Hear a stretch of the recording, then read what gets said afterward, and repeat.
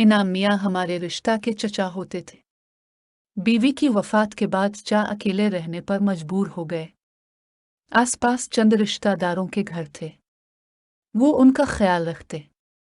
कभी किसी के घर से रोटी आ जाती, कभी कोई रिश्तेदार नाश्ता भिजवा दिया, मगर वो नहीं चाहते थे कि किसी के घर का खाएं। अल्सर के मरीज थे, बाजार का खाना भी नहीं खा सकते थे। उस तरह वो बीमार पड़ जाते थे। उनकी गैरत को ये भी गवारा न था कि पड़ोसियों के टुकड़ों पर प्ले महल्ले में उनकी रिश्ते की खाला रहती थी। उन्होंने कहना शुरू किया कि इनाम तुम दूसरी शादी कर लो, कब तक रोटी के लिए मोहताज रहोगे। खाला की कोशिशों से एक जगह का रिश्ता तय हो गया और कुछ अरसे बाद दूसरी शादी हो गई। ये बीवी खूबसूरत और जवान थी, मगर सौतेली माँ के हाथों पली बड़ी थी, लिहाजा कुछ बागी किस्म की थी। माँ ने बचपन से दबा के रखा, जबकि उसे फैशन और मेकअप का शौक था। रिफत सोचा करती कि शादी होगी तो अपने सब्र माँ निकाल पाऊंगी, पिता की आमदनी ज्यादा नहीं थी। वो मेहनतकश आदमी थे, हक हलाल की रोजी रोटी पर गुजारा करते थे। तनख्वाह से घर का खर्चा ही बमुश्किल पूरा होता तो बीवी के अल्लूं तुल्लूं के लिए पैसे कहाँ से आते। वो एक वर्कशॉप पर मुलाजिम थे। मकान आबाई था जिसका किराया नहीं देना पड़ता था। शेरवा दिनों मियाँ बीवी खुश रहे। इसकी बीवी ज्यादातर घर ही में रहती, महल्ले के घरों में भी आती जाती नहीं थी। पास पड़ोस से ऊर्त खुद उनके यहाँ आकर मिल जाती थी। सौतेली माँ ने तो इसको बया कर भला ही दिया था। जो जो वक्त गुजरता गया फत होशियार होती गई। अब वो आसपास में आने जाने लगी। जब घर से पाँव निकालने की झिझक खत्म हो जाए तो औरत के लिए दरिया और समंदर एक जैसे हो जाते हैं। यही हाल इस औरत का हुआ। वो अब अकेले बाजार जाने लगी। बाजार जाना रोज का मामूल हो गया। कहती थी कुछ खरीदने नहीं जाती, बस रौनक मेला देखने को जी करता है तो चली जाती हूँ। घर में बैठे बैठे जिस्म अकड़ने लगता है। इनाम तो शाम ढले ही आते हैं। मैं सारा दिन अकेली डूब जाती हूँ। बाजार में फिरते फिरती एक दिन वो एक अजनबी औरत से टकरा गए। औरत खासी फैशनेबल और तेज तर्रार थी। इसने आना फाना चा की दाल्हुन को सहेली बना लिया और ये इस खातून को घर ले आए। अब तो ये रोज का मामूल हो गया। रिफत जब तक नौबहार से ना मलती इसे चीन ना आता। दोनों के मिजाज मिलते थे, सो एक से दो भले हुए। हम ख्याल हम तबीयत खूब गाड़ी छने लगी। नौबहार बेगम रोज दोपहर को इजात। दोनों इकट्ठी खाना खाती और बाजार को निकल जाती। शुरू में इन दोनों की दोस्ती का किसी ने नोटिस नहीं लिया। जब साथ आमद और रफ्त ज्यादा होने लगी तो महल्ले वालों को नोट से लेना पड़ा। उधर नौबहार से दोस्ती के बाद रिफत के ख्यालात में बहुत तब्दीली आ गई। वो अब अमीरजादी बनने के ख्वाब देखने लगी। इसको अपना महल्ला गंदा और घर तंग नजर आने लगा। सहेली की छप देखकर वो भी छाप तलक के चक्रों में रहने लगी। इससे बनना सांवरना भी खूब आ गया था। चाहती थी जैसा पहनावा इस खातून का होता है वैसा ही इसका भी हो। देखने से नौबहार एक अमीर औरत लगती थी। इसका लिबास उम्दा और तराश खराश दौलतमंदों की सी थी। महल्ले की ख्वातीन इस औरत के लिबास और ज़ेवरात से मुतासिर नजर आती थी, लेकिन किसी की समझ में ये बात नहीं आती थी कि रिफत का इस अमीर औरत से क्या जोड़ बनता है और दोनों की दोस्ती में कौन सा राज पोशीदा है। अब ये होता कि जब चा घर आते बीवी का मिजाज न मलना। वो खड़ी उखड़ी रहती, बात बेबात उलझती और जरा जरा सी बात पर झगड़ा शुरू कर देती। कभी कहती मुझे अच्छे कपड़े ला कर दो, मेकअप का सामान ला दो। वो पहले पहल तो समझाते रहे कि तनख्वाह कम है, मैं ये सब चीजें लाकर तुमको नहीं दे सकता। इज्जत की चादर से हमने अपनी गुर्बत को ढका हुआ है, दूसरों के सामने हाथ फैलाने की नौबत ना आ जाए। यही अच्छा है। जब रिफत ने शौहर को ज्यादा तंग करना शुरू किया तो दोनों के दरमियान झगड़ा तूल पकड़ते पकड़ते इतना ज्यादा हुआ कि नौबत मार कटाई तक आ गई। चूंकि हमारा घर उनके बिल्कुल ही नजदीक था, तभी उम्मी और भाई झगड़े में मुदाखलत करते, उनके घर समझाने को जाते। बच्ची रिफत किसी की बात ना समझती, बल्कि शौहर की कम हस्तत कारवर विकर गल्ला करती और कहती कि मैं भी इंसान हूँ। मेरी भी कुछ ख्वाहिशें हैं जो शादी की कैद ऐसे ही भुगतनी थी तो रूखी सो कभी मेरे माँ बाप के घर नहीं मिल जाती थी।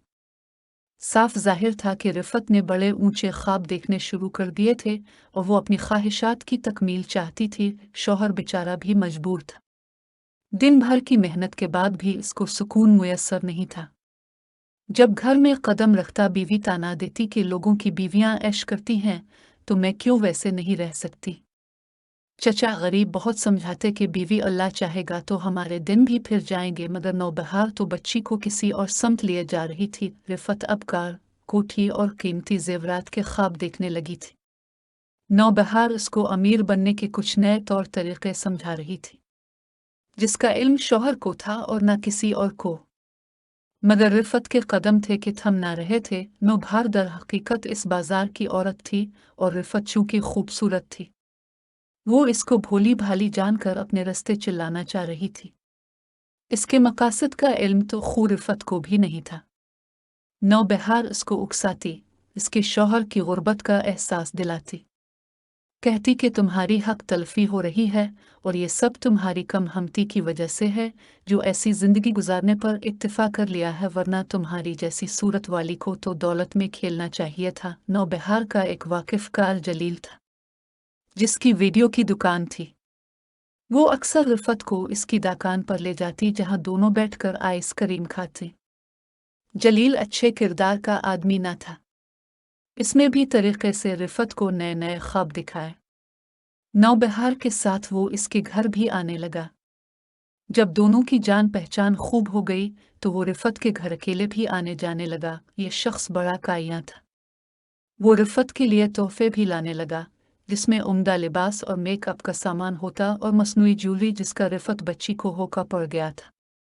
शुरू दिनों तो कहता कि ये सब तोहफे नौबहार ने तुम्हारे लिए भिजवाए हैं। जब इनाम चचा ने वो तोहफे तहाइफ घर में देखे, पूछा कि किसने दिए हैं। रिफत फखर से जवाब देती, जो मेरी बहन बनी है, वो एक बहुत अमीर औरत है, इसी ने दिए हैं। इसके पास किसी शय की कमी नहीं है। ऐसे झूठों को ज्यादा दिनों तक सच का चोला नहीं पहनाया जा सकता। जब रोज महल्ले वालों ने जलील को इनाम चचा के घर आते जाते देखा तो उनके भी कान खड़े हो गए।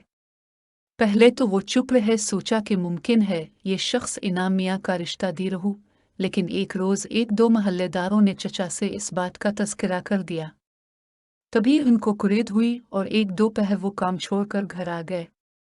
बदकिस्मती से उसी दिन थोड़ी देर बाद जलील भी आ गया। इसने गेट बजाया। चचा ने दरवाज़ा खोला, सामने अजनबी खड़ा था। पूछा, क्यों आए हो? वो बोला, नौबहार ने भेजा है। रिफत से इनको कुछ काम है। चचा ने जलील को अंदर न आने दिया और बेइज्जत कर दिया। कहा, जो कहना है मुझको बता दो। मेरी बीवी को किसी का पैगाम देने की ज़रूरत नहीं है। इसके बाद उनकी बीवी ने नया पहलू बदला। अब इनाम चचा के जाते ही रोज़ाना तैयार होकर जलील की दुकान पर चली जाती और तमामुदन वहाँ बैठी रहती और शौहर के आने से पहले घर आ जाती। यूं ही दिन गुजरते रहे।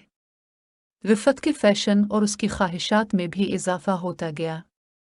किसी को कानो कान खबर न थी कि किस डगर पर चल पड़ी है। एक रोज़ महल्ले के दो बदमाशों ने रिफत को जलील की दुकान पर बैठे देख लिया।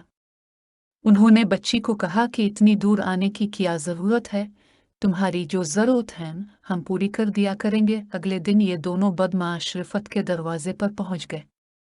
जो नहीं रे खोला, ये बेधड़क अंदर घुस आए। झिझक का पहला कदम टूट गया। इसके बाद दोनों रिफत के घर आने जाने लगे। मालूम था कि ऐसे लोग ब्लैकमेलिंग का धंधा करते हैं, कमजोरियों से फायदा उठाते हैं। रिफत फिर औरत थी। उन्होंने अपने इस मरके का तज़किरा एक नौजवान दोस्त से किया जिसका नाम जान आलम था। ये भी कुछ कम बदमाशी तीनक न था, लेकिन चौधरी साहब का बेटा था, लिहाजा बाप की तरफ से कुछ इज्जत मिली हुई थी। चचा जब घर में न होते चौधरी का बेटा भी आ जाता। ये तो यकना शद तीन शद हो गए। रिफत घबराई। तब उसने इस शर्त पर जान आलम से दोस्ती कर ली कि वो इन बदमाशों से इसकी जान छुड़वा देगा, जो इसको ब्लैकमेल करके खुदा जाने कहाँ कहाँ ले जाना चाहते थे। जान आलम बा असर था। इसने इन बदमाशों को रोक दिया कि वो रिफत का ख्याल छोड़ दें और उसके घर ना आया करें। यूं चौधरी के बेटे आलम की रिफत से गहरी दोस्ती हो गई। वो पैसे वाला आदमी था। इसकी गाड़ी पर बैठकर रिफत तमाम शहर की सैर करती, अच्छे होटलों का खाना खाती, शॉपिंग करती और बहुत खुश रहती थी। जान आलम इलाके के चौधरी इनायत का सबसे छोटा और लाडला बेटा था। वो पढ़ाई में दिलचस्पी नहीं लेता था, बल्कि छोटी उम्र से ही गलत कार्यों में पड़ गया था। इसके पास रुपए पैसे की कमी ना थी।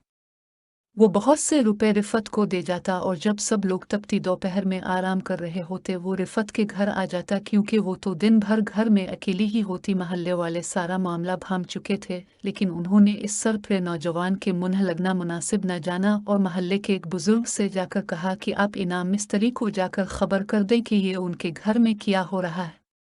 इस बुजुर्ग ने चा को बुलवाया और कहा, बेटा इनाम, घर की हिफाजत क्या करो, रोजगार में इस कदर भी मगन ना रहूं कि घर वाले आज़ाद हो जाएं। बुजुर्ग की बात चा की समझ में आ गई, फिर भी पूछ ही लिया, बजरुआ, आप क्या चाहते हैं?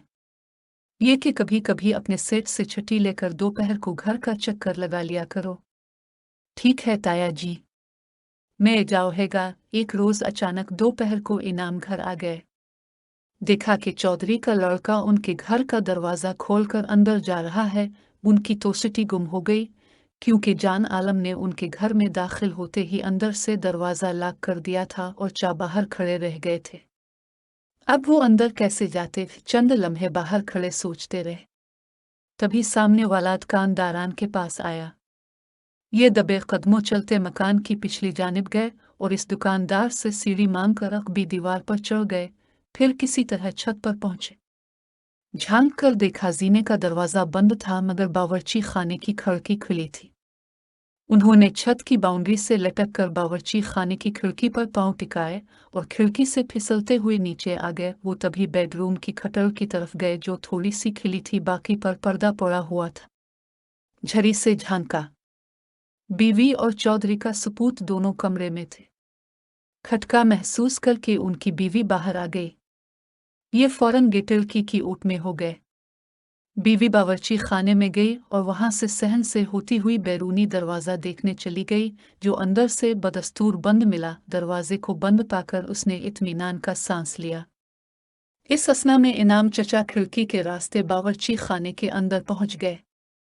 वहां से बरामदे में आ गए और फिर इसी रास्ते से सामने वाले कमरे में चले गए, जबकि जान आलम दूसरे कमरे में लेटा हुआ था। जिस कमरे में चाथे वहां सरदाई घुटने वाला डंडा पड़ा हुआ था। उन्होंने वही अलिफाटे लिया और बीवी के लूट आने के इंतजार में चाप साध के बुत बने दरवाजे की ऊट में इस्तादा हो रहे। बीवी सहन से गुजरती बरामदे की तरफ आने की बजाय बावर्ची खाने चली गई। वो अब किचन के दरवाजे को बंद कर रही थी और इसका महबूब बराबर वाले कमरे में लेटा हुआ था। किचन बंद करके वो इस कमरे की तरफ गई जहां जान आलम उसका मुंतजिर था। पाँव की चाप सुआन करवा बोला, आ गई हो मेरी जान, किधर चली गई थी? ये सुआन कर इनाम चचा के तन बदन में आग लग गई। वो दरवाजे के पीछे खड़े थे। उनकी बीवी कमरे के अंदर जा चुकी थी। जहां आलम औंधे मुंह बिस्तर पर लेटा हुआ था, बच्चा अब और ज्यादा बर्दाश्त न कर सकते थे। बराबर वाले कमरे के दरवाजे के पीछे से निकलकर वो भी उनके सरों पर पहुंच गए और दीवाना वार डंडे को उन पर बरसाने लगे। पहले 2-3 वार जान आलम को लगे, क्योंकि वो ऊंधा लेटा था, इसलिए बर वक्त सर पर पड़ने वाले वार ना देख सका था। डंडे की ज़रबात एक के बाद एक इतनी तेजी से पड़ी कि औंधे से सीधे होने का उसको मौका ही ना मिल सका। ज़रबात भी इस कदर शदीद कि वो अपना सर तक ना अलिफाटे सका था। जबकि रिफत खौफजदा भागती हुई दरवाजे से बाहर राहदारी में पहुंच गई। बीवी को भागते देख इनाम ने जान आलम को छोड़ दिया और रिफत के पीछे भागे। इससे बरामदेही में जा लिया। वो इस पर भी डंडे बरसाने लगे, यहाँ तक कि उनके कदमों में गिर गए। वो चीखने चलाने लगी कि मत मारो, मुझे मत मारो और तुमको खुदा का वास्ता। मगर जोश गज़ब में चामिया का हाथ ना रुका, यहाँ तक कि रिफत का भेजा बाहर आ गया। इसके बाद उन्होंने मजरूब जान आलम को भी मार कर ही दम लिया। चाहे इनाम रहम दिल और किसी को सताने वाले शख्स कती ना थे। वो निहायत बेज़रर किस्म के आदमी थे। न जाने इस रुझान पर ऐसी वहशत कैसे तारी हो गई कि उन्होंने जुनूनी वार कर दिए और आना फाना दो जाने ले लें। इसके बाद वो फौरन थाने चले गए और खुद को हवाला पुलिस कर दिया। पुलिस ने लाशों को कब्जे में लिया, उनका पोस्टमार्टम हुआ और जो कानूनी कार्रवाई होना थी हो गई। केस चला। अनामचा को 3 साल कैद हुई। 3 साल बाद वो रहा हो गए। इसके बाद वो फिर से अपने बर्बाद घर में अकेले ही रहने लगे। इसको दोबारा से आबाद करने का सोचा भी नहीं। क्यों कर सोचते, जबकि वो औरत ज़ात ही से नफरत करने लगे थे। बाद में भी बावजूद कातिल कहलाने के उन्होंने कभी किसी को नुकसान ना पहुंचाया। तभी महल्ले के बच्चे, बूढ़े और जो उन सभी अब भी उनके साथ इज्जत से पेश आते थे और कोई उनसे खौफ नहीं खाता था। हम अक्सर सोचते कि चा इनाम तो अच्छे आदमी थे, न जाने फिर क्यों इनको ये सज़ा मिली कि कातिल कहलाए और कत्ल जैसा गुनाह कबीरा उनसे सरजद हो गया। इसमें चा की कोई गलती होगी, लेकिन रिफत ऐसी बीवियों का भी दोष होता है कि जो अपनी ख्वाहिशात के पीछे इज्जत गिनवाने को बारा ख्याल नहीं करती। हर औरत को सोच समझ कर सहेली बनाना चाहिए, क्योंकि हर राह चलती औरत दोस्त नहीं होती। शौहर अगर मेहनत व मशक्क़त से हलाल की रोज़ी कमाता है तो बीवी को इसे कम हैसियत समझकर महज नमूद विनमाश की खातिर भटक जाना भी तो ज़ेब नहीं देता।